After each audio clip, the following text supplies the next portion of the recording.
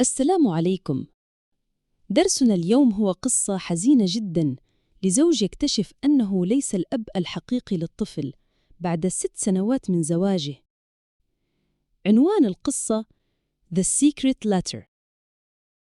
Daniel always believed family was built on love, not blood. For him, fatherhood wasn't just biology. It was sleepless nights, scraped knees, and bedtime hugs.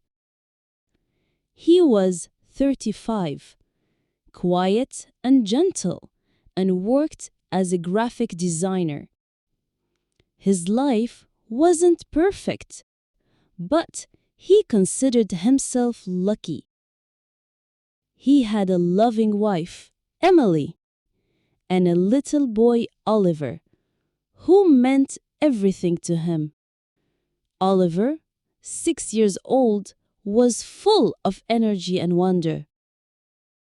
His bright blue eyes and curly brown hair lit up any room, and his laughter could chase away the darkest clouds. Every morning, Daniel woke him up with a soft smile. He whispered, "Rise and shine, champ." Oliver mumbled, clutching his blanket, "Daddy, 5 more minutes." Their life was filled with small, beautiful rituals. Saturday mornings meant pancakes, sticky fingers, and giggles.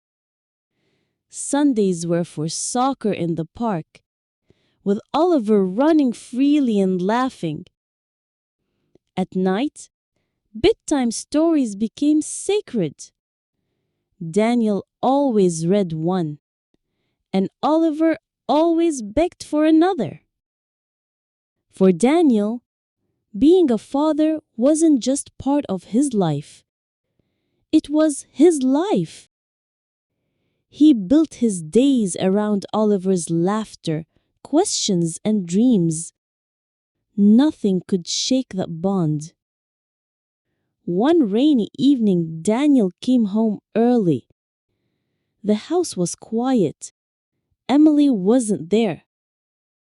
Searching her drawer, he found an envelope with sharp, unfamiliar handwriting.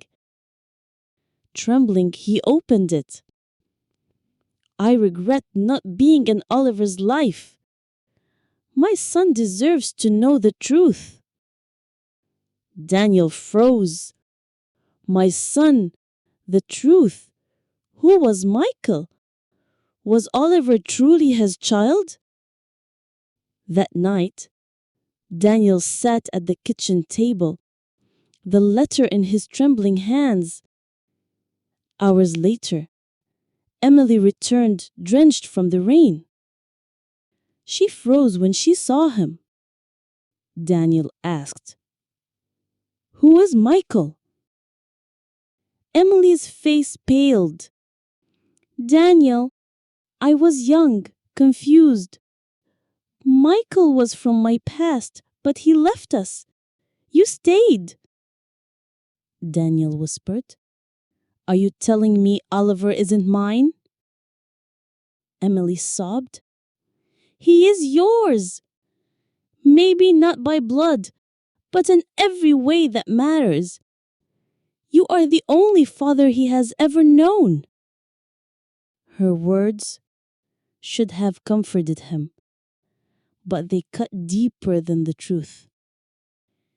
Daniel walked to Oliver's room. The boy slept hugging his stuffed bear. Sitting at the bed's edge, Daniel let tears fall silently. Oliver whispered, "Daddy?" Daniel replied, "Yes, son. Always your daddy." The following days were blurred with doubt and pain. At work, Daniel couldn't focus. At night, he listened to Oliver breathe, wondering what he would think if he knew. Yet each hug and daddy reminded him that his love was real. A week later, he met Michael in a quiet cafe. Michael looked tired and regretful. Daniel said, "You wrote the letter." Michael admitted, "I did. Oliver is my son. I made mistakes, but I want to be part of his life now." Daniel said, "Where were you for 6 years? Do you know how many nights he cried? How many fevers I endured? You cannot just walk in and take what you abandoned." Michael had no reply and left, leaving Daniel with relief and sorrow. That evening, Oliver ran to him, holding a drawing, 2 stick figures under a sun. Above it, in messy letters, "Me and my dad." Daniel hugged him tightly. He understood then that fatherhood was not written in blood, but in love, sacrifice, and presence. Years passed. Oliver grew taller and wiser, never questioning who his father was. He never asked about Michael because the answer was clear. His dad had always been there.